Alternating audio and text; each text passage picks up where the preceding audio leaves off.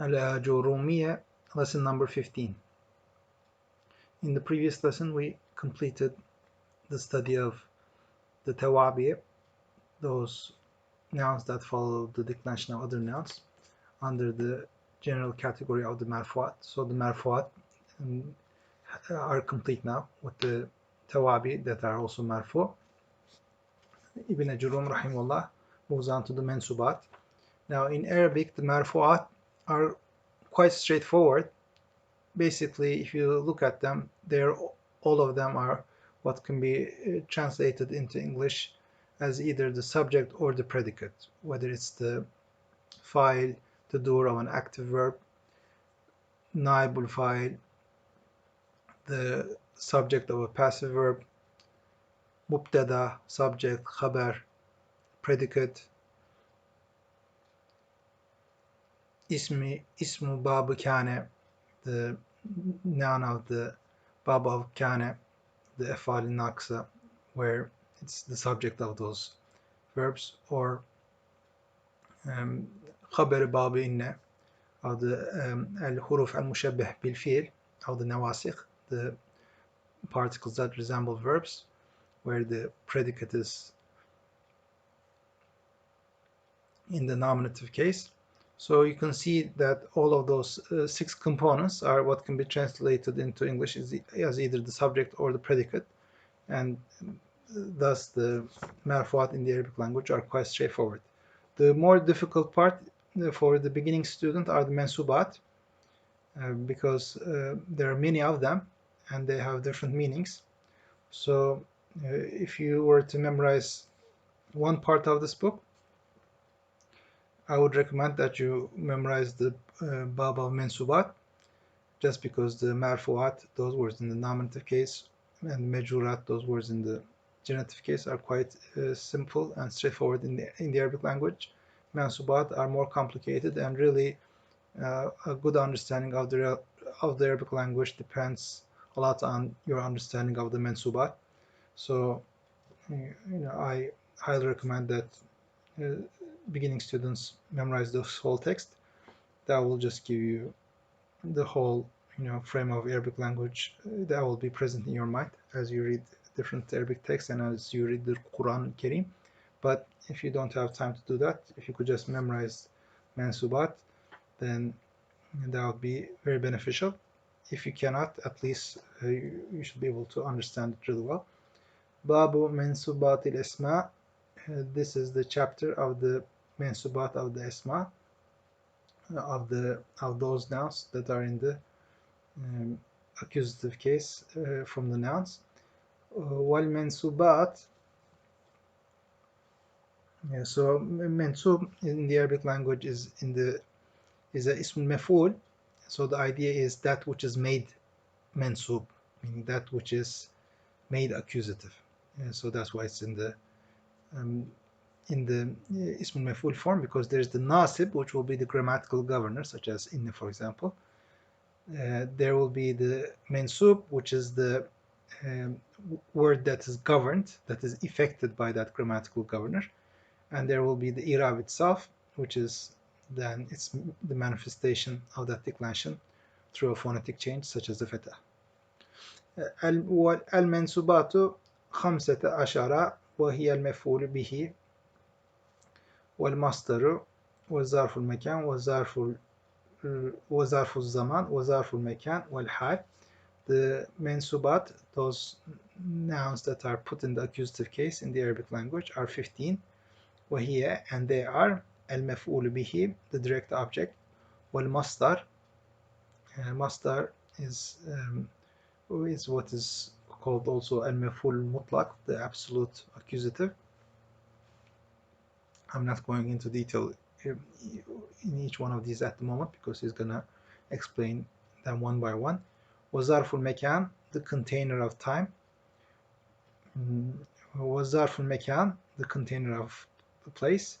والحال, hal, which shows the state of the fa'il or the maf'ul bihi, the doer or the done to, the direct object. والتمييز, which explains the being of something, as we will see in more detail. والمستثنى, the exception. واسم لا, the isim, the noun of the لا لنفي الجنس, لا for the negation of the category. والمنادى, this is refers to the vocative, the person who is called. والمفعول من أجله, and the مفعول من أجله is basically, other grammarians also call it مفعول له. It's the same idea, is why you do a certain action. والمفعول معه, مفعول معه is what you do a certain action with. وخبر كان وأخواتها, the predicate of كان and its likes, the other nawasik verbs. واسم إن وأخواتها, the noun of إن and its sisters, meaning and its likes, meaning the other حروف المشبهة بالفعل, the verbs, the particles that are likened to verbs. والتابع للمنصوب, and just as we had the تابع للمعروف للمرفوع under the nominative case, now we have the followers that followed a noun that is already in the accusative case under those nouns which are accusative. وهو أربعة أشياء, and the tabi consists of 4 things, as we've seen before. النعت, an adjective. والعطف, conjunction. والتوكيد, emphasis. والبدل, apposition. باب المفعول مفعول به, this is the هذا باب المفعول به, this is the section of the direct object. وهو الاسم المنصوب, it is the noun in the accusative case. الذي, which يقع به الفعل, to which the verb happens, to which the verb occurs, meaning the noun that is directly affected by the action that is represented by the verb. نحو, هذا نحو, this is like. ضربت زيدا, I struck Zayd. So here ضربت consists of ضرب, the verb, and to, which is the attached nominative pronoun. زيدا is the مفعول به. So ضرب is the amil, زيدا is the ma'mul, ضرب is the governor, زيدا is the word that's governed, and the feta is the manifestation of the government. Likewise, وركبت, so I struck Zayd. وركبت الفرس, I rode the horse. Again, ركبت, the verb consists of ركبت, the verb, and then to is the attached nominative pronoun, and the ركب as a verb has government on al-faras by making it mansub, which then becomes manifest by a fetha. وهو قسماني, the مفعول به, the direct object, is of 2 types. ظاهر ومضمر, manifest and hidden. ظاهر referring to noun, مضمر referring to pronoun. فالظاهر, the ظاهر, the noun ما تقدم ذكره is that which its mentioning preceded. ما is موصولة, الذي تقدم ذكره, that refers to the examples. ضربت زيدا وركبت الفرس, there the مفعول به ظاهر, it's apparent, it's a noun. والمضمر قسماني, and the pronoun is of 2 types. متصل ومنفصل, attached and disconnected, or connected and disconnected. فالمتصل 12, the attached are 12. وهي, and they are ضربني, he struck me. So here actually the real مفعول به is just the يا المتكلم, me, and nun is called nun al-wuqaya, the nun of protection, that just protects the feta of the lam of the field, the feta on the letter ba, from changing, because if it wasn't there then it would have been something like darabi, right? But the madi, the past tense, is mabni ala al-fath, it doesn't decline, it has a feta, right? So to preserve that feta, there is a nun al-wuqaya that comes between the lam of the field and the ya al-mutakallim, ya of the speaker, of the first person. So the real pronoun is just the ya itself. وهي ضربني, he struck me. وضربنا, that's متكلم مع غير, the speaker with someone else. Darabena, he struck us. And again, remember that in Arabic we technically don't call that plural, because plural in Arabic is used in contradistinction with the singular and dual. And darabena, the na could be either dual or plural, so it's technically not plural. He hit us, whether us be two persons or two people or more. وَضَرَبَكَ, and you have that in the example of that in the Quran, right? رَبَّنَا وَاجْعَلْنَا مُسْلِمَيْنِ لَكَ, the prayer of Ibrahim and Ismail alayhi salam. Make us two people who submit to you. So there you see how the na refers to two people. وَضَرَبَكَ, he struck you, referring to a single male. وَضَرَبَكِ, he struck you, referring to a single female. وَضَرَبَكُمَا, he struck the two of you, referring either to two males or to two females, or one male and one female. وَضَرَبَكُمْ, he struck you, referring to the three or more males. وَضَرَبَكُنَّ, referring to he struck you, referring to three or more females. وَضَرَبَهُ, he struck him, third person masculine singular. وَضَرَبَهَا, he struck her, third person feminine singular. وَضَرَبَهُمَا, third person dual, either feminine or masculine. He struck the two of them. وَضَرَبَهُمْ, he struck them, referring to three or more males. وَضَرَبَهُنَّ, he struck them, referring to three or more females. So as you can see here, he kept darabe constant. That is because what he's trying to illustrate is the change in the pronouns in the direct object, and that's why he kept darabe constant, and just the pronoun that is the direct object changes according to the different person intended. وَالْمُنْفَصِلُ إِثْنَا عَشَرَ, and the detached pronoun, disconnected pronoun, consists of 12. وَهِيَ, and they are إِيَّايَ, referring to, it basically has the same meaning. It doesn't really affect the meaning. You can say, instead of saying darabeni, إِيَّايَ darabe. وَإِيَّانَا, us. إِيَّاكَ, you. And we have this beautiful example of it in the Quran al-Karim. إِيَّاكَ نَعْبُدُ, right? Meaning نَعْبُدُ, نَعْبُدُكَ, but instead of having the attached pronoun, the revelation came with the detached pronoun إِيَّاكَ نَعْبُدُ. That is to indicate hasr.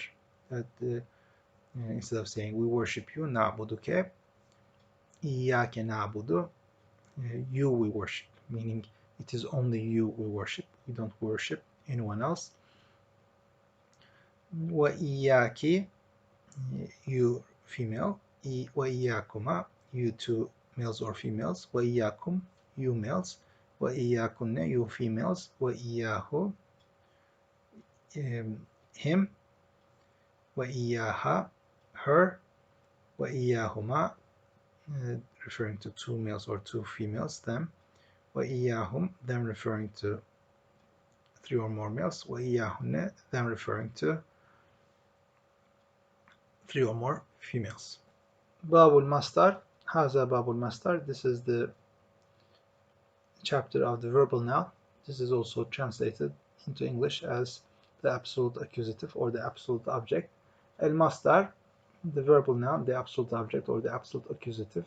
هو الاسم المنصوب, it is the accusative noun. الذي يجيء ثالثا في تصريف الفعل, is that which comes in the third place in changing the forms of the verb. نحو ضرب يضرب ضربة, like ضرب, he struck. يضرب, he strikes. ضرب ضربا, darba, if we do waqf upon it, striking. So what he means is that when Arabs learn Arabic, they usually learn the verbs in these forms: nasara yansuru nasran, daraba yadribu darba, so on and so forth. And so because this was written for Arab children, that they would also already be familiar with this. And in the Arabic dictionaries, this is how it will be illustrated.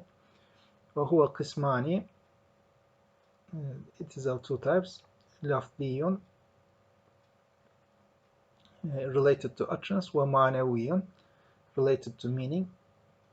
What he means by related to utterance or related to meaning is that in lafzi, the one that is related to the utterance, the masdar, the verbal noun from the same root of the verb, will be used, and in the ma'nawi, a different verbal noun from a different verb root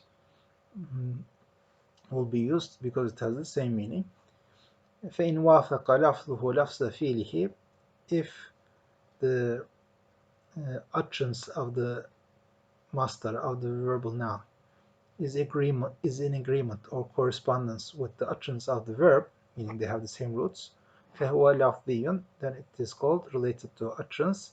نحو, هذا نحو, this is like قتلته قتلا, I killed him a killing. Now that sounds outlandish in English. But it is very natural in Arabic. So what it means is basically it adds emphasis, meaning it's as if you're saying I did kill him, I really killed him. قتلته قتلا. The other thing it allows you to do is it allows you to bring an adjective that would be very similar to how an adverb works in English. So if you said, for example, ضربته ضربا, then you can bring an adjective to darb and say ضربته ضربا شديدا. I struck him a striking. I struck him a severe striking, meaning you're basically saying I struck him strongly.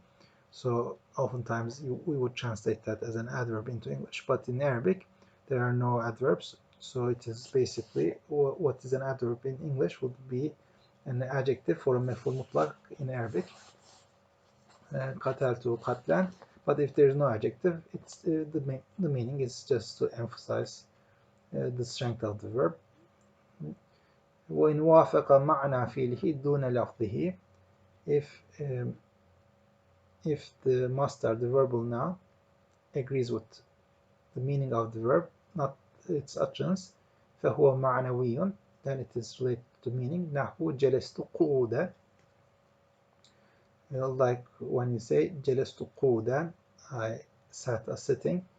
Now I mentioned before that some lexicographers and ulama make a distinction between them. قعد, meaning to sit down from standing, and jalasa, to sit up from a lying down position. But oftentimes they're used synonymously, and here that is how it is used. جلست قعودا, I sat a sitting, meaning I indeed sat.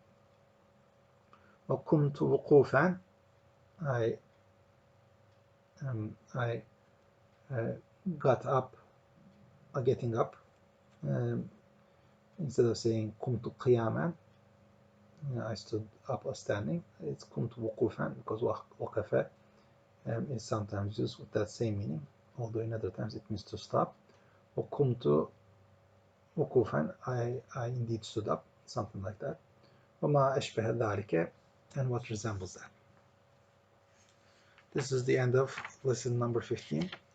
سبحانك اللهم بحمدك نشهد أن لا إله إلا أنت نستغفرك ونتوب إليك. سبحان ربك رب العزة عما يصفون وسلام على المرسلين والحمد لله رب العالمين.